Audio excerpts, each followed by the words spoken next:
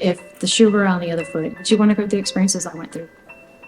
Would you want to be humiliated? Would you want to be out of money, out of your savings that you could use to fly to go see your children? If they would have just taken the time to do a little bit more due diligence, a lot of this could have been prevented to begin with. I would have been able to be with my kids. No matter what, I can't get that back. I don't have an opportunity to get that time back.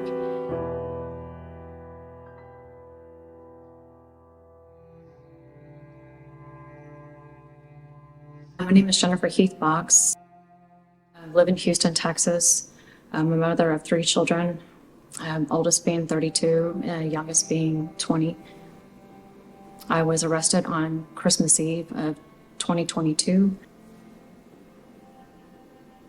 My little brother, he's recovered from cancer twice now. I'm gonna cry. They were going on a cruise to celebrate the fact that he's cancer-free. Asked if my husband and I would like to join him. I jumped at the opportunity.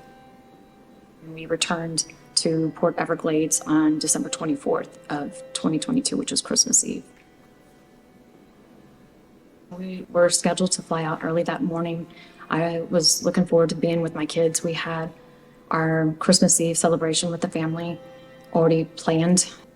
We were supposed to celebrate Christmas Eve and Christmas Day together before my son left to go to Okinawa, Japan for the United States Marines. This Christmas was really important to me. It would have been the last Christmas that we would have all my children together. My husband and I had made sure that we were probably one of the first in line so we can be off the cruise ship first. Whenever I scanned my badge to leave the ship, it sounded security to come to me. The next thing I know, there were men in uniform approaching us.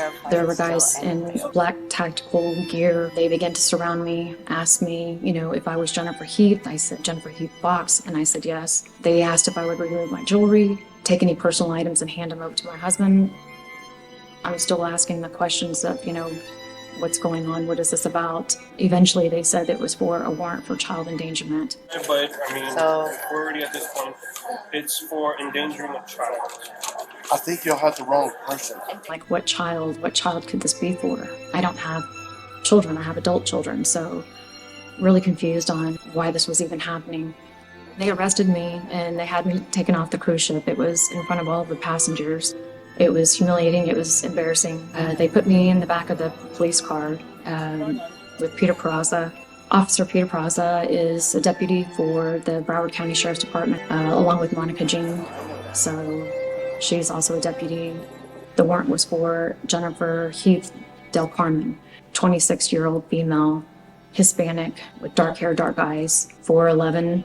There were so many discrepancies, and it was for child endangerment for a 1 and 3-year-old child, where she was on a high-speed chase with her children in the back seat of a vehicle. When Monica Jean asked Peter Peraza, did you confirm this, did you verify that this was the correct Jennifer, he stated, yes, I did. When I arrived at the Broward County Sheriff's Department, they had asked for my driver's license. The lady behind the counter at the booking station ran my driver's license, came back and handed the driver's license to Peter Peraza and told him that we don't have a warrant here for Jennifer Heath Box, which was myself. He stated that they do, that just to look at the picture is all he kept saying. At that point, I still hopeful that I could get out.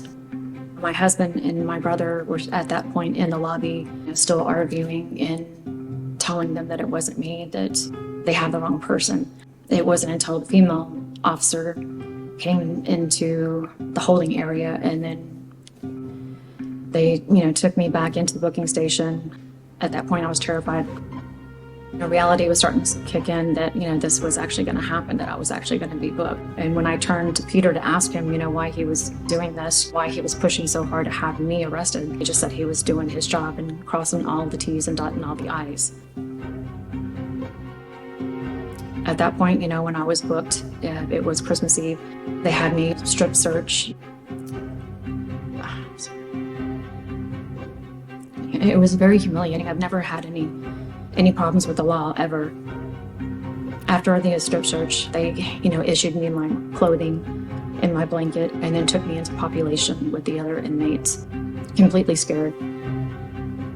We had mats basically on the floor area.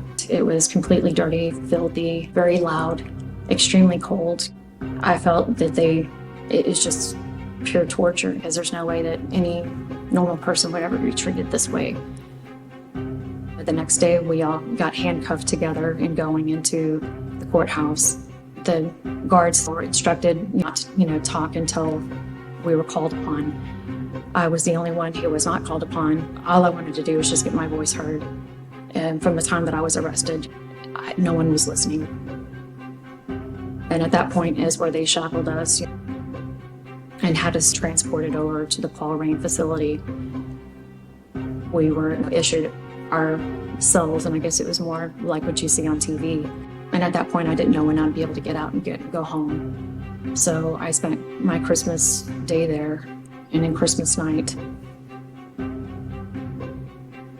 again was completely freezing. To see all the guards walking around with beanies on and gloves, and thick jackets, while we're wearing thin outfits, completely cold.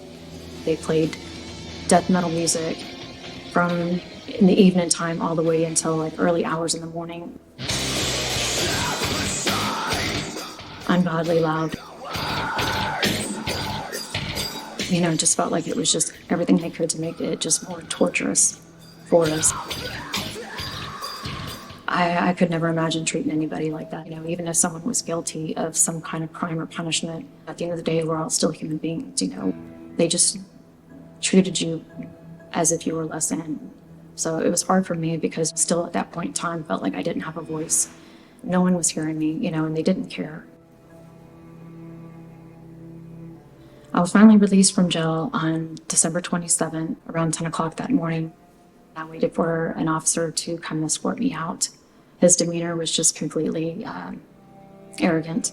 As I started talking to him, telling him what I'd missed out on, that I wasn't able to get home to see my kids, I wasn't able to see my son leave for the Marines, that I was wrongfully arrested, his tone somewhat changed and softened a little bit. I think at that, realizing I wasn't the correct person, he just said, things happen. That was all that was said, to me. And I've never once had anybody from Broward County apologize or try to do anything that could make things right. Instead, they just kind of brushed it off. I think in their mind, I think they're trying to hope that I would go away, that it would just kind of fizzle out. I'm suing because I just want to make things right. Going through what I went through, nobody should have gone through. Again, I'm just completely angry and hurt, mad, because they took from me things that I'll never get back. I'll never get that time back with my kids. I'll never get to have that opportunity to have those memories. This should have never happened. It just makes me wonder how many more people that this has happened to, or this could happen to. And the fact that it was just so easy to have arrested me just makes you question how many more people out there like this.